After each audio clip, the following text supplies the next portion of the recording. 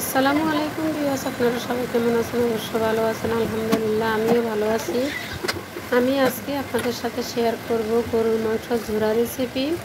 তবে ভিডিওটা না টেনে দেখবেন, অবশ্যই আপনাদের ভালো লাগবে।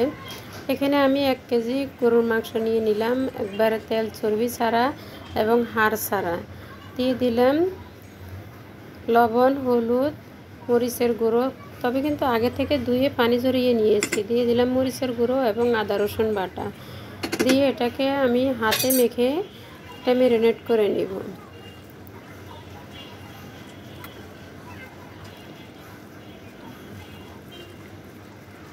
একটু সময় করে ভালো করে ম্যারিনেট করে নেবেন। তার সাথে দিয়ে দিলাম 2 টেবিল চামচ রান্নার রেগুলার সয়াবিন তেল এবং 1 কাপ পানি। কাপটা হচ্ছে হাফ লিটারের কাপ। দিয়ে এটাকে চুলায় বসিয়ে দিব। এটা সিদ্ধ হয়ে যাওয়ার আগ পর্যন্ত কিন্তু চুলার আঁচটা কমিয়ে এটা রান্না করে নিব।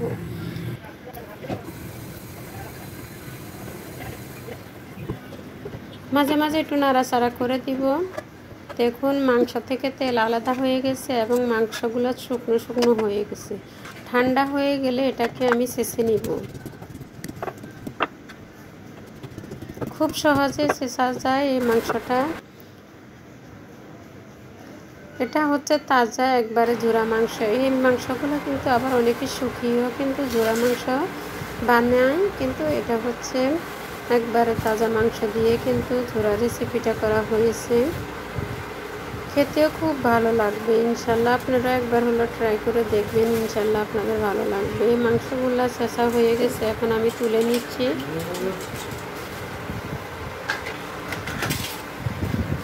চুলায় একটা ফ্রাই প্যান বসিয়ে দিলাম। ফ্রাই প্যানে ব্রেস্তা ভাজা তেলগুলা দিয়ে দিচ্ছি। আগে থেকে আমি ব্রেস্তাটা ভেজে নিয়েছি, তবে এই ঝুরা মাংসতে ব্রেস্তা ভাজাটা কিন্তু খুবই ইম্পর্টেন্ট। এখন আমি এখানে অল্প করে পেঁয়াজ দিব। 1 মুঠো পেঁয়াজ দিলাম, তার মানে 2টা পেঁয়াজ হবে। 2টা পেঁয়াজ দিয়ে দিলাম। তার সাথে 4টা সবুজ এলাচ, 4 টুকরা দারচিনি, 2টা তেজপাতা ছিঁড়ে দিয়ে দিলাম। আর আমি যে গরম মশলাটা ব্যবহার করেছি, এই গরম মশলাটা কিন্তু আমার হাতে বানানো গরম মশলা। এটাতে স্টার মশলা থেকে সব কিছু আছে। গরম মশলা এবং গুঁড়ো, আদা গুঁড়ো, রসুন গুঁড়ো এবং জিরা গুঁড়ো একাত্রে নিয়ে নিলাম। হাফ টেবিল চামচ করে গুঁড়া দিয়ে দিলাম লবণ, আবার কিছুটা লবণ দিয়ে দিলাম।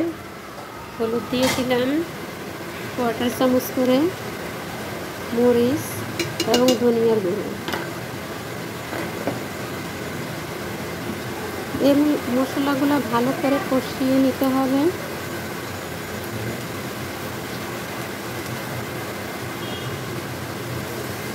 আবার 1 কাপ পানি দিয়ে মশলাগুলো ভালো করে কষিয়ে নিব। তার কারণ মশলাগুলো ভালো করে কষিয়ে নিলে কিন্তু মশলার কোনো গন্ধ যাতে না থাকে সে পর্যন্ত কষিয়ে নিতে হবে। দেখুন আস্তে আস্তে মশলা থেকে তেলগুলো আলাদা হয়ে গেছে। বুঝতে হবে আমার মশলাগুলো কষানো হয়ে গেছে।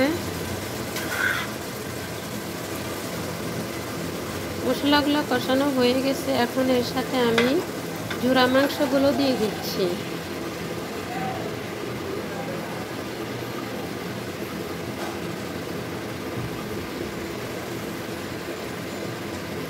স্টেপ বাই স্টেপ এভাবে ফলো করে যদি জোড়া মাংস রান্না করেন কিন্তু খুবই দুর্দান্ত একটা রেসিপি।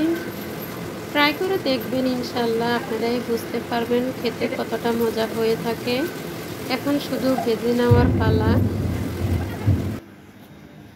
আস্তে আস্তে কালারটা অনেকটাই চেঞ্জ হয়ে যাচ্ছে।